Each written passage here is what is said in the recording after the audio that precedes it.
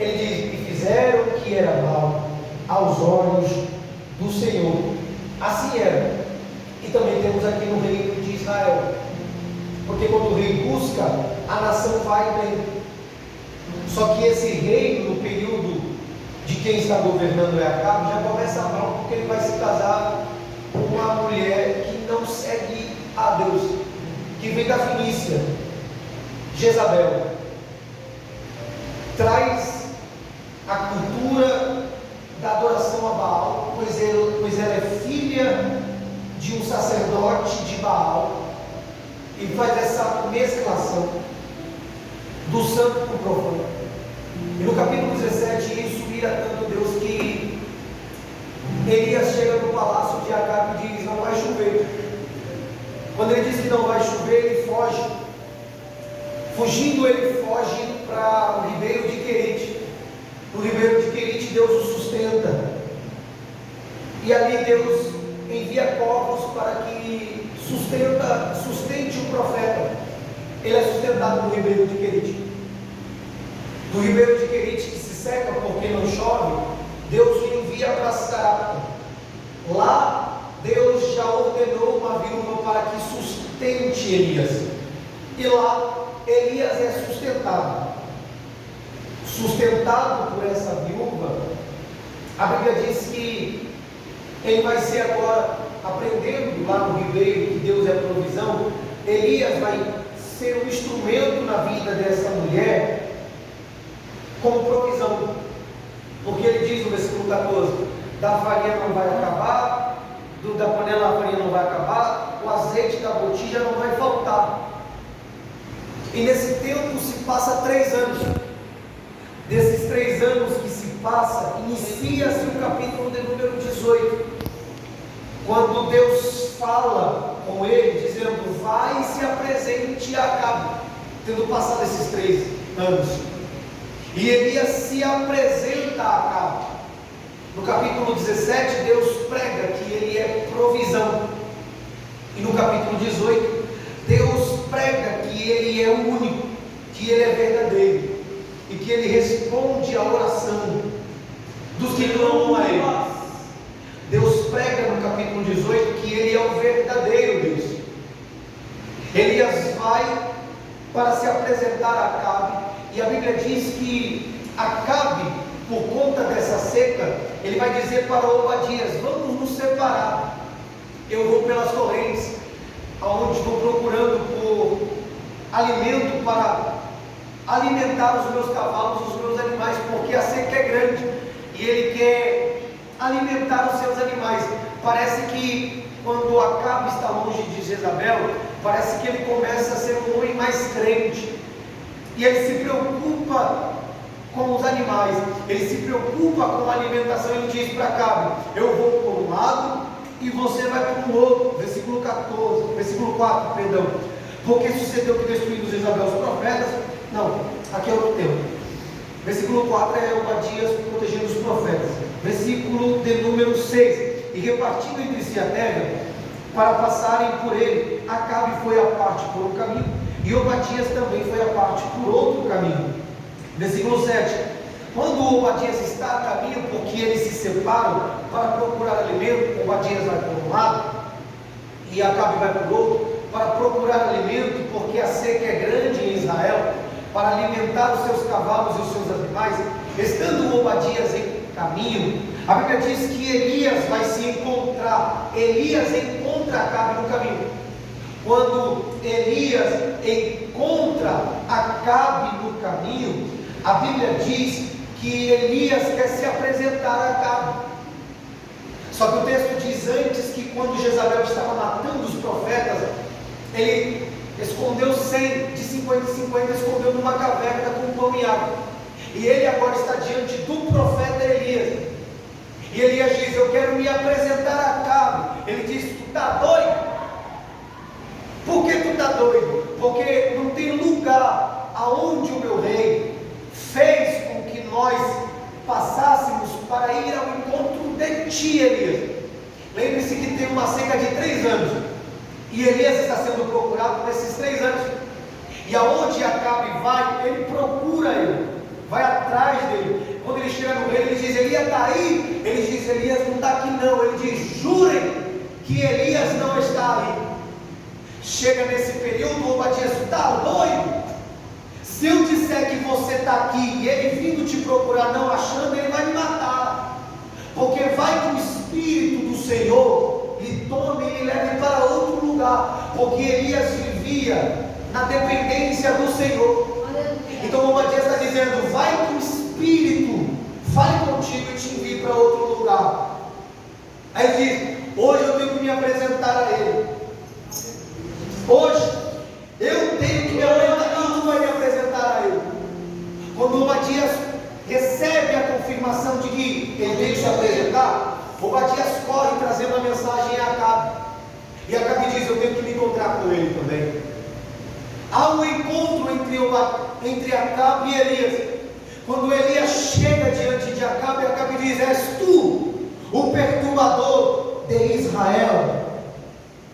Ele diz: não, perturbador é você e a casa de teu pai. Por que a casa de teu pai? Porque vocês abandonaram o Senhor. Lembre-se que o período aqui é Israel. Nenhum dos reis que reinaram em Israel, cuja capital é Samaria, depois da divisão do reino, nenhum dos reis do reino do norte buscaram ao Senhor. Então ele está dizendo: seu pai Acabe nunca buscou ao Senhor.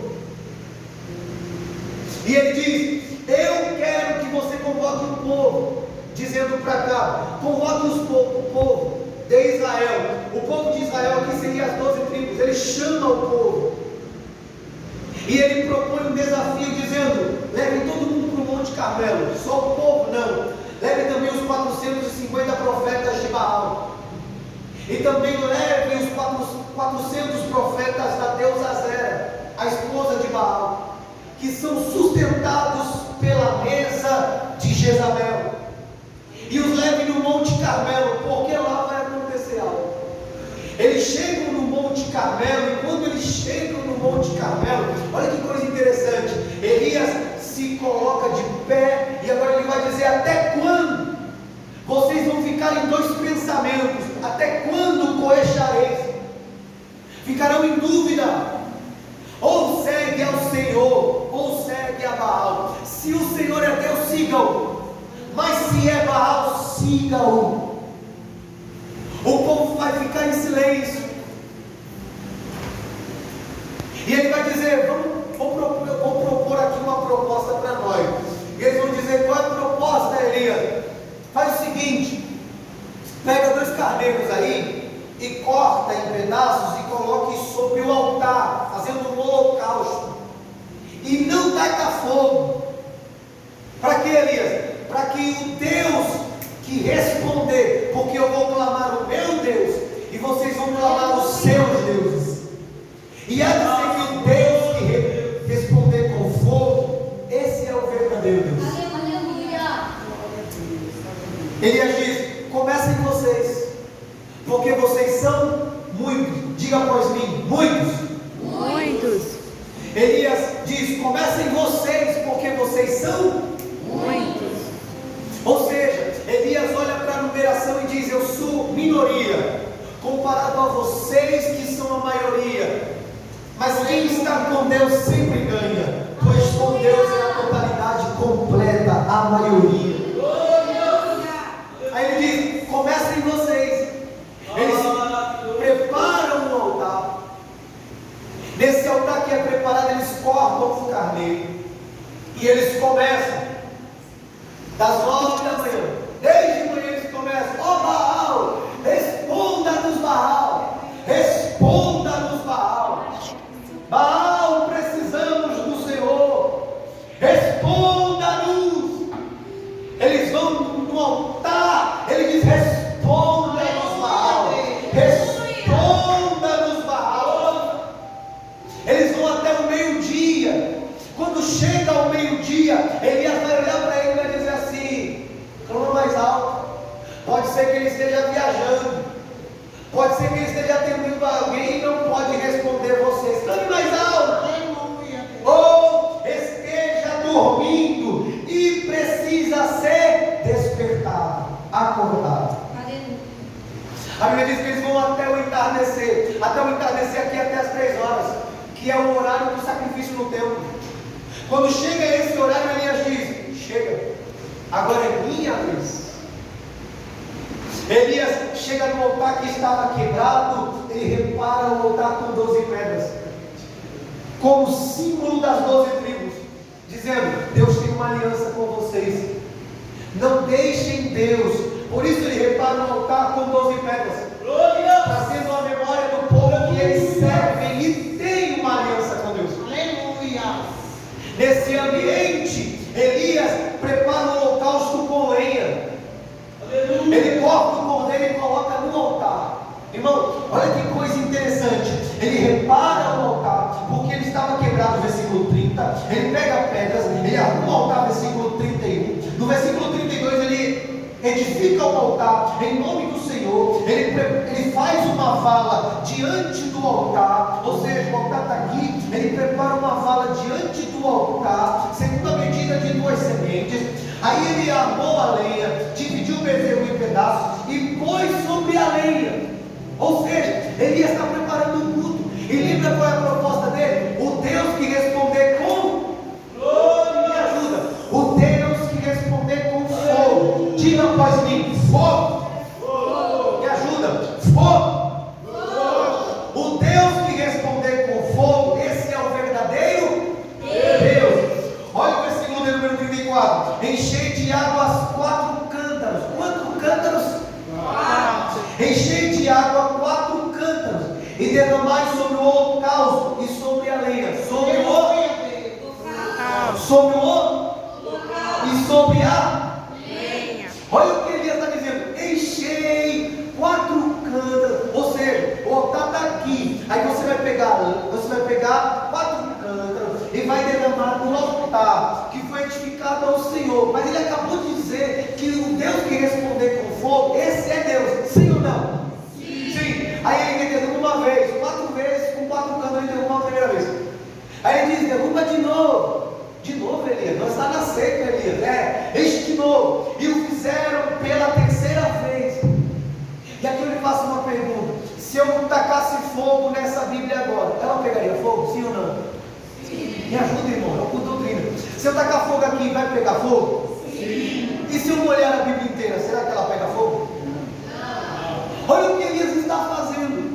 Elias repara o altar, coloca as pedras, corta o camelo, prepara o holocausto, ele taca fogo. Ou seja, Elias está providenciando um ambiente aqui de extraordinário. Por que extraordinário? Porque ele fez a proposta. O Deus que responder com fogo é Deus. É tanto que ele encheu tanto o holocausto, molhou tanto o holocausto, que o versículo 35 diz assim: de maneira que a água corria ao redor do altar, e ainda até a vala encheu de água. Sabe o que ele está dizendo? O altar foi encharcado, a vala foi encharcada. Aleluia. Mas ele acabou de dizer que o Deus que responder com fogo, esse é Deus. Só que o ambiente para Elias aqui, para os homens, é improvável. Só que se lembre que os homens de Baal clamaram das 9 a meio-dia, da meio-dia até as 3. E a Bíblia diz no versículo de número 26, lá no finalzinho: responde-lhe, porém não havia voz, nem quem respondesse, e saltavam sobre o altar que se tinha feito. Versículo 28, e eles clamavam a grandes vozes, e se retalhavam com facas. Olha isso, eles se cortam diante de Baal, falso Deus. Eles se cortam diante do altar, falso Deus. Versículo de número 28 ainda, conforme o seu costume, é costume deles, cultuarem aos seus deuses dessa maneira. Ou seja, eles pegam uma faca e se cortam. Eles pegam uma faca e se cortam, dizendo: diante desse Deus nós se corta, porque Ele é o verdadeiro Deus. Até derramarem sobre si. Ou seja, esses homens estão encharcados de sangue. Olha o versículo 29. E sucedeu que, passando o meio-dia, profetizaram eles, até que a oferta de manjar lhe se oferecer 3 horas. Porém não houve voz, nem resposta, nem atenção alguma. O que eles estão fazendo? Clamando. Aí Elias interrompe tudo, prepara o altar, joga 3 vezes 4 cântaros de água e diz: o Deus que responder com fogo, esse é o verdadeiro de joelhos, Elias começa a orar. Versículo 36. Ó Senhor, Deus de Abraão, de Isaac, de Israel, manifeste-se hoje tu, ó, que tu és Deus em Israel, e que o teu servo fez conforme a tua palavra todas essas coisas. Versículo de número 37. Responde-me, Senhor, responde-me, para que este povo conheça que tu, Senhor, és Deus, e que tu fizeste tornar o coração para trás. Sabe o que ele está dizendo? Quando o Senhor derramar aqui a sua glória, esse mesmo fogo que derramar aqui vai fazer com que o povo volte ao Senhor. Deus não estava simplesmente pregando eu sou verdadeiro. Deus estava tentando trazer o povo de volta com o fogo que purifica e traz à memória deles. Só existe um, e respondeu com fogo na presença de vocês. 38. Então caiu fogo do Senhor e consumiu o holocausto, a lenha e as pedras e no pó, e ainda também a água que estava na vala. Irmão, o altar estava encharcado, o altar estava completamente molhado, não tinha como pegar fogo. Mas diante do verdadeiro Deus, diante do Deus de Israel, não há nada impossível para Ele. Ele faz o que Ele bem desejar, o que bem lhe apraz, porque Ele é o verdadeiro Deus. O altar está molhado, mas Ele é fogo, e fogo consumidor. Ele consome as pedras, a lenha, o holocausto, e ainda pega a água que está na vala. Esse é o verdadeiro Deus. E quando o povo viu isso, reconheceu que só existe um Deus. 39. Só o Senhor é Deus. Só o Senhor é Deus. Eles se prostram e começam a dizer: só Ele é Deus. Só Ele é glorioso. Só Ele é verdadeiro. Só Ele é adorado em Israel. Aleluia. Qual foi a oração de Elias? Manifeste-se hoje que o Senhor é em Israel, porque eles estão adorando a Baal, eles estão adorando o poste da deusa Zera. Mas eu sei que o Senhor é Deus, que o Senhor é o Senhor. Manifeste-se hoje que o Senhor é Deus. A Baal, a Zera, mas diante do nosso Deus só Ele responde com fogo. Em primeiro lugar, os deuses dessa terra são falsos. Por que são falsos deuses? Porque são imagens esculpidas pelas mãos dos homens. E esses homens fazem essas imagens para encontrar satisfação. Porque para a imagem ele pede o que ele quiser. Para a imagem ele fala o que ele quer. Diante da imagem ele se comporta do jeito que ele quiser. Diante da imagem ele trata a escultura como ele quiser. Na Babilônia é normal você pegar o seu Deus e colocar de outro lado. É normal você chegar na Babilônia, lá na sua cabeceira, tirar o ídolo e colocar do lado para você dormir melhor. Assim é os deuses deles. São deuses à imagem de ouro, prata, ferro e bronze. Imagens essas que são formadas para que eles cultuem. Diante dessa falsa imagem, temos uma falsa religião, temos uma falsa adoração, temos um falso ambiente espiritual. É por isso que cresce a religião, porque eles não suportam o verdadeiro Deus. Porque diante dos falsos deuses você faz qualquer tipo de oração. Diante do verdadeiro Deus não é qualquer oração. Diante do falso Deus você se apresenta como você quiser. Agora, diante do verdadeiro Deus, não se deve se apresentar de qualquer maneira. Quer uma prova? Levítico 16. Os filhos de Arão nem entraram direito dentro do tabernáculo e já morreu. Usa teve a intenção boa de colocar a mão na arca, mas morreu. Porque o nosso Deus é verdadeiro. Agora, os deuses dessa terra são falsos deuses.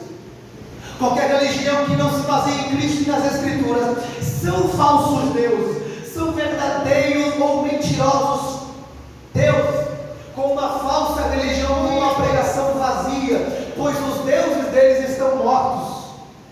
Então é muito Deus e muita mentira, muita escultura e pouca verdade.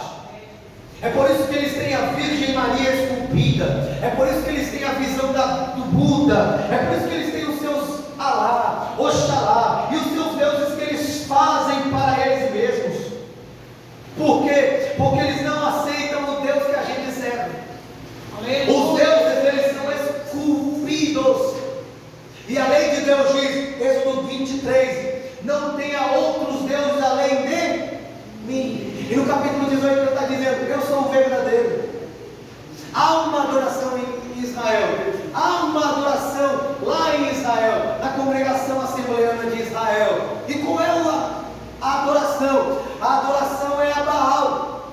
Por que a Baal? Porque ele é o Deus da chuva, ele é o Deus que a gente tanto precisa. 3 anos sem chover, só que Tiago disse que foi 3 anos e meio sem chover.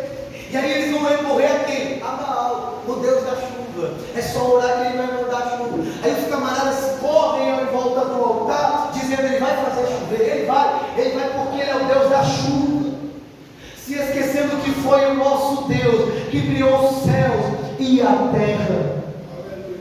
Capítulo 18, eu preciso da sua resposta. Baal é adorado, sim ou não? Baal é adorado, sim ou não? Olha o que a Bíblia diz, Jeremias 16, 20. Lembre-se que é um Deus esculpido pelas mãos dos homens. Jeremias 16, 20. Pode o homem mortal fazer os seus próprios deuses? Sim ou não? Sim. Mas esses não seriam deuses, porque foi criado. Agora o nosso Deus, ninguém criou, ninguém sabe, mas ele existe desde a eternidade. Aí alguém chega e diz, mas Mateus, é a minha religião, tu tem que me respeitar, tem que me tratar, porque é o meu método de adoração. Eu estou adorando a um Deus. A um Deus? Você tem certeza que está adorando de fato a um Deus? Olha o que Moisés repetiu em Deuteronômio 32: sacrificaram a demônios que não são deuses, os deuses que não conheceram, a deuses que surgiram recentemente, a deuses que os seus antepassados não adoraram. Esse mundo, irmão, está achando que está adorando a Deus, mas está adorando a demônios, criando os seus falsos deuses. Olha o que Moisés diz: eles surgiram recentemente. Você tem a data de que a religião que nasceu, você tem a data do tempo que ele nasceu e a data do tempo que ele morreu. Agora tenta procurar a data do nascimento, da existência do nosso Deus, pois ele é eterno, e antes que a gente existisse, ele é. E depois de tudo isso passar, ele continua o mesmo. Tem gente que está achando que está adorando a Deus, mas está adorando a demônios, fantasiados, totalmente esculpidos com uma imagem bela, mas são falsos deuses. Lembra-se de Êxodo? Deus vai mandar as pragas no Egito, e cada praga que Deus manda, lá no Egito tem um Deus que eles podem orar, e essa praga pode ser eliminada. Só que Deus estava pregando tanto para o seu povo, quanto para o povo egípcio: vocês têm os seus deuses, mas diante de mim só eu permaneço de pé, diante de mim só eu sou o verdadeiro, ainda antes que houvesse dia eu sou. Eles adoram a falsos deuses, sacrificam a falsos deuses, porque são superficiais, falsas religiões. Já perguntaram para mim: só você está certo? Eu disse: não, só as Escrituras está correta, só a palavra de Deus está correta. Se ele diz que há outro Deus, criado à imagem dos homens, para satisfazer a vontade dos homens, para que os homens se deleitem e busquem e peçam aquilo que eles querem, isso não é evangelho. Porque orar em nome de Jesus é orar pedindo aquilo que Jesus pediria, servindo a Ele. Então qualquer pessoa que morreu e ressuscitou. Essa é uma falsa religião. Não baseada nas Escrituras, não é Deus. É por isso que a gente tem tantas igrejas, mas a maioria delas não está baseada nas Escrituras. Falso Deus. Criaram um falso Cristo, o Cristo do amor, mas não o Cristo do juízo. O Cristo que prega para Pedro, você vai ser pescador. E o Cristo que prega para Pedro, aparta-te de mim, Satanás.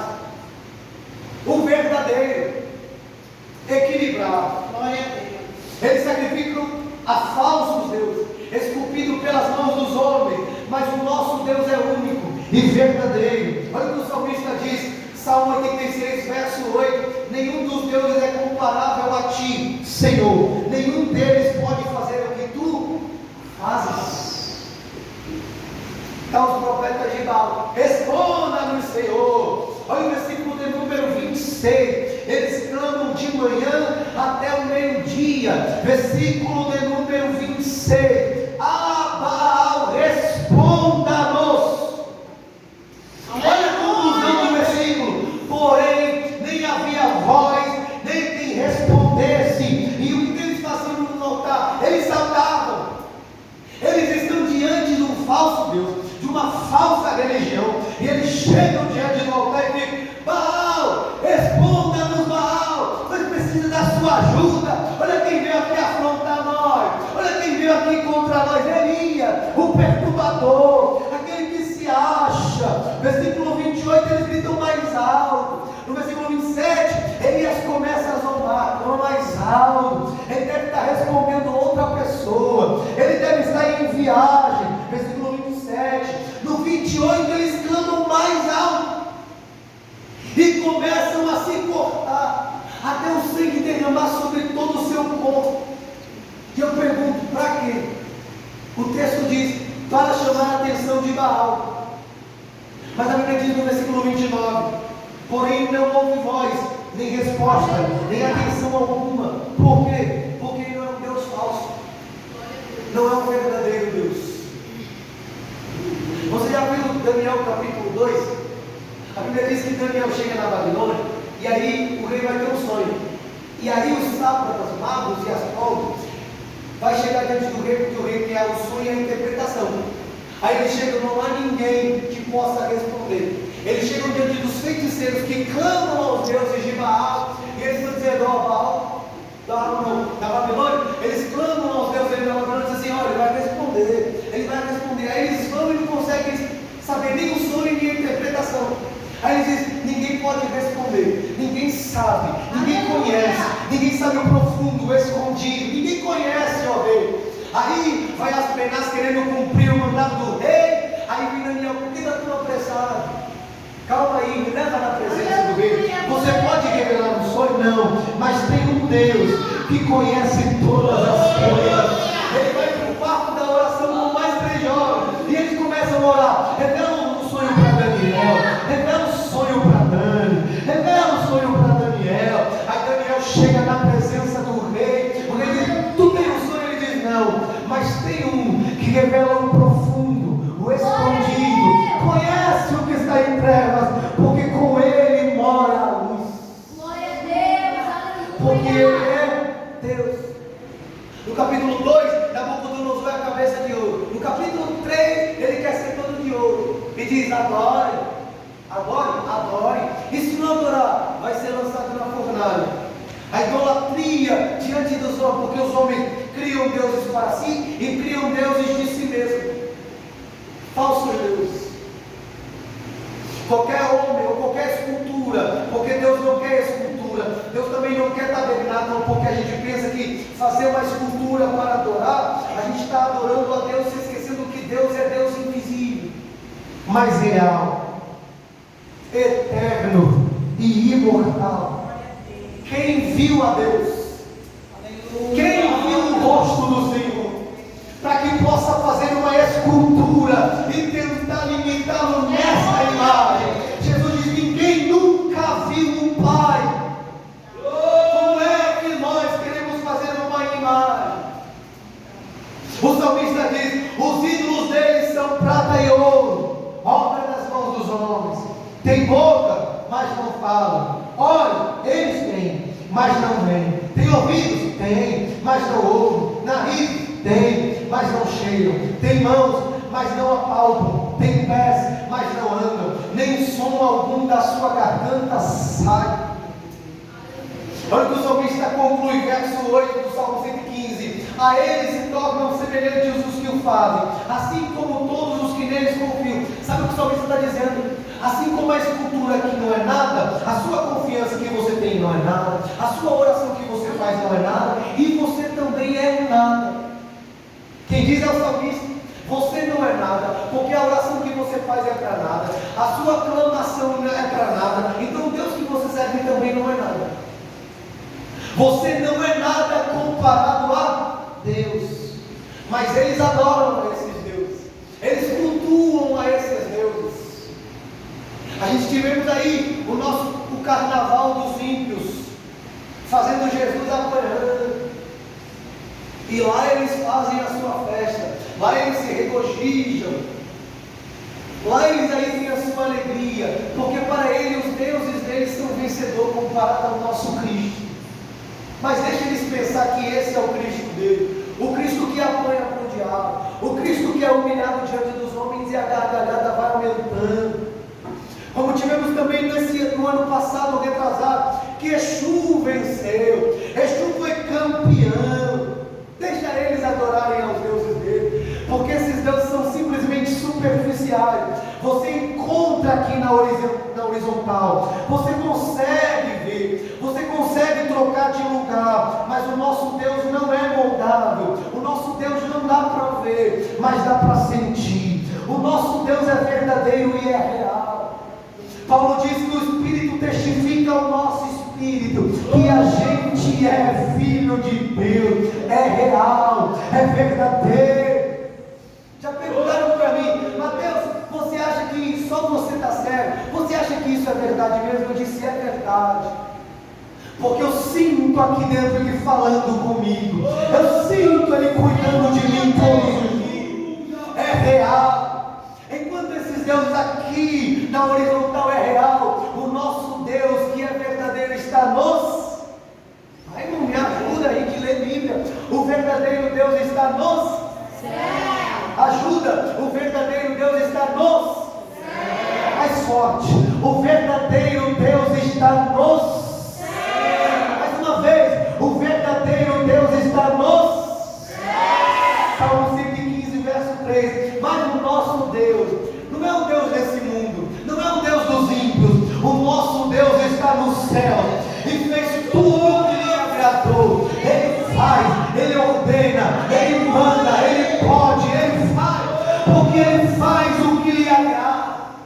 Enquanto os profetas de Baal estão dizendo: responda-nos, Baal, responda-nos, Baal. Aí vem Elias na sua simplicidade, ele diz: responda-nos, Senhor, responda-nos, Senhor. Para quê? Para que todo mundo saiba que aqui ainda há Deus em Israel, para que se confirme que o Senhor não é Deus que pode trocar de lugar, para que eles saibam que o Senhor não é Deus menino, para que eles saibam que o Senhor é um Deus adorado, que o Senhor é um Deus magnífico. E quando Elias ora, versículo 38, o altar está encharcado, é impossível pegar fogo. Versículo 38, então caiu fogo do Senhor, então caiu fogo do Senhor, ele consumiu o holocausto, a lenha, as pedras, o pó, e ainda lambeu a água que estava na mar.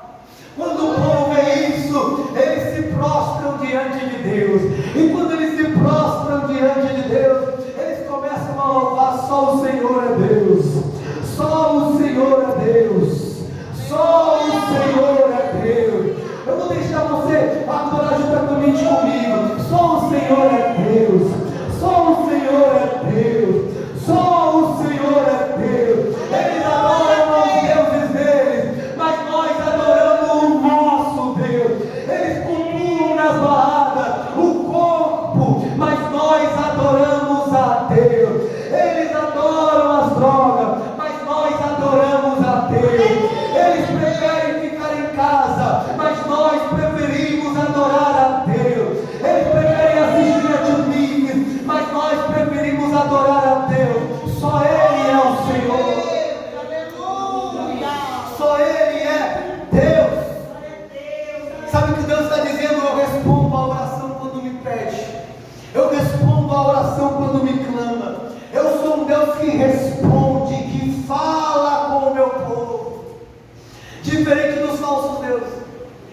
salmista diz no verso 7: nem som algum sai da sua garganta. Diga após mim: nenhum som. Nenhum som. Nenhum som. Nenhum som. Sai da sua garganta. Já pensou, irmão, você orar a Deus e Deus não responder? Às vezes é difícil você falar com Deus e não sai nenhum som, porque Deus está em silêncio. Agora, já pensou você orar a Deus e Deus não responder? É que a gente não conhece esse Deus. A gente conhece o Deus que responde às orações. A gente conhece o Deus que quando nós pedimos em oração, Ele ouve. É por isso que Ele é o verdadeiro Deus. Porque Ele não simplesmente ouve, mas como responde. Ah, irmão, Ana chega no templo e ela se dobra de joelhos. E a Bíblia diz que ela vai chorar amargamente, a ponto de falar no seu coração e os seus lábios apenas se moverem. Aí vem ele e diz: até quando você vai estar embriagada? Mulher, aparta de ti o vinho. Ela diz: não, meu Senhor, é que desde agora tenho apresentado diante dele as minhas petições, pois sou uma mulher atribulada de espírito, sou uma mulher que tem derramado a minha alma diante do Senhor. Aí Elias vai dizer: que o Senhor te conceda a tua petição. Aí o menino nasce. Aí Ana vai olhar para o menino e diz: o nome dele é Samuel. Por que, Ana? Porque eu pedi ao Senhor, e dá a prova que Ele é o Deus que responde a oração. Aleluia, aleluia. O nosso Deus está no céu. O nosso Deus está no céu. Porque Ele tem uma voz poderosa que responde. Você crê nisso, irmão? Ele tem uma voz poderosa. Salmo 29, verso 3: a voz do Senhor ouve-se sobre as suas águas. Verso 4: a voz do Senhor é poderosa, a voz do Senhor é cheia de majestade. Verso 5: a voz do Senhor quebra os cedros. Sim, o Senhor quebra os cedros do Líbano. 7: a voz do Senhor separa as labaredas do fogo. Verso 8: a voz do Senhor faz tremer o deserto. O Senhor faz tremer o deserto de Cádiz. Verso 9: a voz do Senhor faz parir a serva e descobre as penhas. Por quê? Porque não há nenhum Deus como o nosso Deus. Quando você clama, tenha certeza, Ele vai te responder. Porque o nosso Deus não é Deus morto, é um Deus vivo. E se for necessário, Ele manda fogo do céu. Porque Ele é verdadeiro, Ele é fiel. Aí você chega no capítulo 19, a Bíblia diz que Elias está dentro da caverna. E quando Elias está dentro da caverna, Deus vai se apresentar a ele e vai falar com Elias. Porque Deus ainda responde a oração. Versículo 11: Deus lhe disse: sai para fora e põe-te neste monte perante o Senhor. Irmão, Deus respondeu com fogo. Sim ou não? Sim. Capítulo 18: Deus respondeu com fogo, sim ou não? Sim. Aí Deus chega lá na caverna e diz, versículo 11 do capítulo 19: e eis que passava o Senhor, como também um grande e forte vento.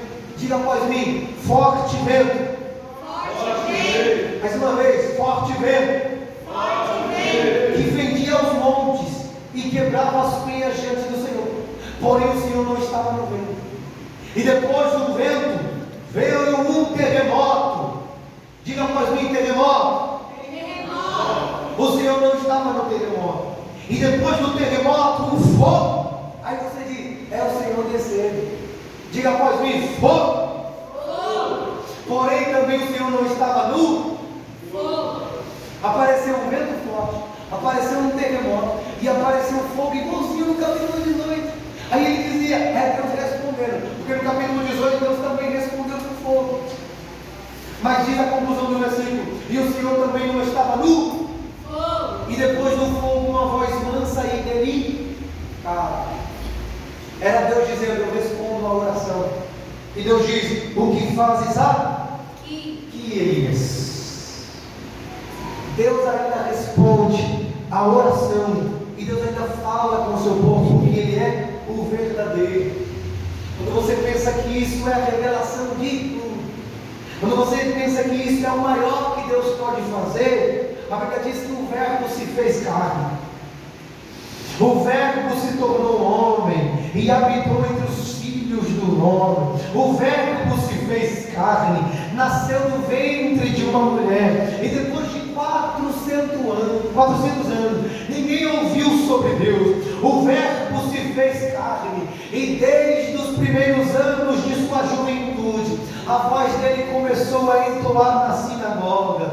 Era Cristo pregando. No começo do ministério, a voz de Deus começava a pregar no deserto: arrependei-vos, pois é chegado o reino dos céus. Para Pedro, ele foi a voz da direção: Pedro, Pedro, me siga e eu farei você pescador de homens. No monte, Jesus foi a voz da instrução, porque Deus ainda fala: bem-aventurados são vós, porque vocês sofrem em meu nome. Bem-aventurados mansos, porque deles é a terra. Bem-aventurados que choram, porque eles serão consolados.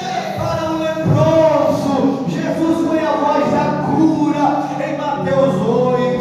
Para o paralítico em Mateus 9, Jesus foi a voz da cura. Para a filha de Jairo, Jesus foi a voz da vida e da ressurreição. Para o filho da viúva de Naim, ele foi a voz da vida. Então eles estão entrando dentro do cemitério, mas Jesus vem ao encontro dele e diz: calma, vai encerrar tudo. Por quê? Porque a voz da vida chegou. O salmista diz que a voz dele é majestosa. Para Lázaro, ele também foi a voz da ressurreição. Tira a pedra, remove a pedra, Lázaro, vem para fora, porque ele é a voz da vida. Aí Jesus é colocado na cruz. Um é colocado à sua direita e outro à sua esquerda. Um à esquerda vai dizer: liberta-te a ti mesmo, livra-te a ti mesmo. Aí o ladrão da direita vai dizer: tu está na mesma condição e você ainda não teme a Deus. Ó Senhor, lembra-te de mim quando entrares no teu reino. Aí Jesus vai dizer: eu te digo que hoje mesmo você estará comigo no paraíso. Jesus foi a voz do perdão, da restauração e da salvação. Ele foi a voz do perdão para aquelas pessoas lá na cruz: liberta-te mesmo, salva-te a ti mesmo. Aí Jesus vai dizer: Pai, perdoa-os, porque eles não sabem o que fazem. Para os discípulos de Emaús, ele foi a voz da esperança. Aí eles vão no caminho de Emaús, está chegando na aldeia, e Jesus começa a ver as escrituras. Quando eles chegam dentro da casa, Jesus parte o pão, Jesus desaparece. Aí eles disseram um para o outro: esse que estava aqui era Deus. Era Deus, era Deus. Porque quando ele falava com a gente e abria as escrituras, o nosso coração ardia. E aí eles voltaram para os discípulos e disseram: ele está vivo, ele ressuscitou, ele está vivo. Para Pedro, ele diz: lançai a rede do lado direito. Por quê? Porque você me negou, Pedro, mas eu não abro mão de você. Tu me ama, Pedro. Você me ama mesmo, Pedro. Senhor, tu sabes que eu te amo, tu sabes que eu amo o Senhor. E Jesus restaurou ele com sua voz suave. Porque a voz dele é tão maravilhosa, porque ele diz: as ovelhas minhas conhecem pelo som da minha voz, pelo som da minha voz. E ele continua ainda falando em nosso tempo, pois ele está falando com você agora, nesta noite. Pois a voz dele não cessa, a voz dele não cessa.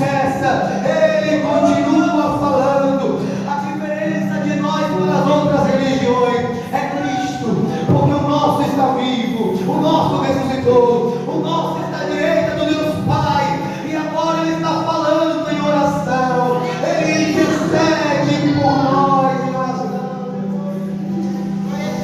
A sua voz é voz de cura, é voz de libertação, é voz de restauração e vida. Antes de nós começarmos o culto, irmão, a Bíblia está aqui. Uma irmã veio até a gente e falou assim: ora por mim, por favor. Nós perguntou o que está acontecendo, irmão. Ela diz: eu não consigo me libertar. Ora por mim aí, por favor. Enquanto a gente clamava pela vida dela, Jesus falava ao coração dela. Jesus falou com aquela mulher e concedeu paz. Porque Jesus continua falando com aqueles que reconhecem que Ele é Salvador. Esse Deus, irmão, que desceu do céu, morreu, ressuscitou, 40 dias depois voltou para o céu. Ele disse que voltaria, porque para Ele foi voz de ressurreição, Ele foi voz de cura, Ele foi voz de perdão, Ele foi voz de restauração. Mas para nós, igreja bendita, como já foi falado no começo do culto, Ele é uma voz diferenciada para a igreja. E que voz é essa? Eu não sei você, irmão, mas a cada dia que passa, parece que Jesus está voltando para nos buscar. Os dias vai se finando, irmão, já estamos no mês 9. E eu disse para alguém: Jesus está voltando. Ele falou: Jesus está voltando há muito tempo. Eu disse: Jesus está voltando. Está tudo de cabeça para baixo. Enquanto eles não querem ouvir a voz do Mestre, não vim aqui para a igreja para ouvir a voz do Mestre, a gente se deleita em ouvir a voz do nosso Senhor, porque para a igreja Ele é a voz do arrebatamento. Vinde, benditos de meu Pai, para o reino que preparado para vós está. Ai, irmão, eu quero chegar no céu, eu quero olhar para a face do meu Criador, eu quero abraçá-lo, eu quero viver ao lado dele e ouvir a voz dele nitidamente e sentir a presença do nosso Deus, pois ele ainda fala em nosso tempo. E o salmista Davi disse uma verdade: se hoje você ouvir a voz de Deus, não endureça o vosso coração, porque um dia isso será cobrado de você. Glória!